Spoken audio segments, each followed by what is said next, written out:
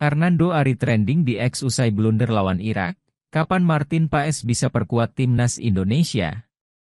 Timnas Indonesia menelan kekalahan 0-2 dari Irak dalam lanjutan fase grup F kualifikasi Piala Dunia 2026 di Stadion Utama Gelora Bung Karno, SUGBK, Senayan, Jakarta pada Kamis, 6 Juni 2024. Yang jadi sorotan dalam pertandingan kali ini adalah kartu merah Jordi Amat dan blunder konyol Hernando Ari. Hal itu pun membuat timnas Indonesia gagal mengamankan poin penuh saat menjamu Irak dalam lanjutan kualifikasi Piala Dunia 2026. Petaka untuk timnas Indonesia muncul di menit ke-52, ketika Justin Hubner dinyatakan melakukan handball. Timnas Indonesia kembali apes pada menit ke-58, skuad Garuda harus bermain dengan 10 pemain usai Jordi Amat di kartu merah. Pelanggaran terhadap Ali Jassim membuat Shaun Evans memutuskan memberi kartu merah langsung untuk Amat. Memasuki menit ke-70, Irak masih mampu mempertahankan skor 0-1 meski beberapa kali mendapat gempuran dari tuan rumah. Irak kembali mendapat hadiah penalti di menit ke-72, akibat kesalahan Hernando Ari dalam menghalau akselerasi Ali Jassim.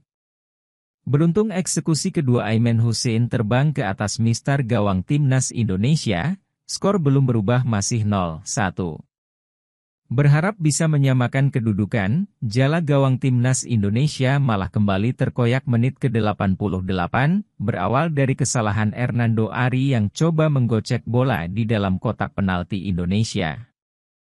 Aksinya itu dicegat dua pemain Irak yang berhasil merebut bola. Ali Jassim akhirnya berhasil mencatatkan namanya ke papan skor.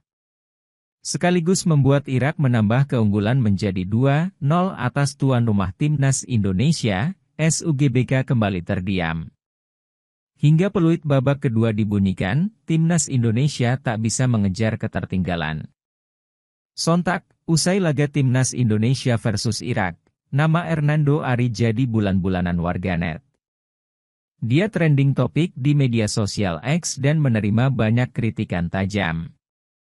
Terlepas dari kritikan tersebut, banyak pula warganet pecinta bola yang membela Hernando Ari.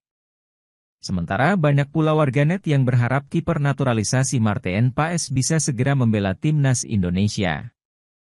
Sebagai informasi, Martin Paes sejatinya sudah resmi menjadi warga negara Indonesia pada 30 April lalu.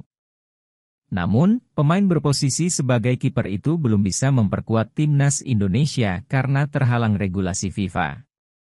Berdasarkan regulasi FIFA, seorang pemain bisa berganti bermain untuk tim nasional senior negara lain jika masih berusia di bawah 21 tahun pada saat terakhir tampil di tim junior negara pertamanya dalam kompetisi resmi.